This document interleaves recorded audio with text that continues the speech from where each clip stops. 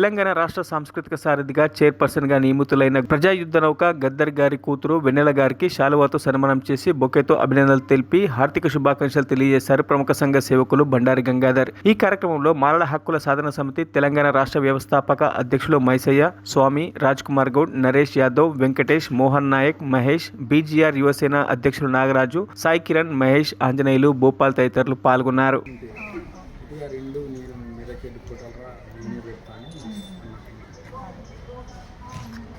ఒకసారి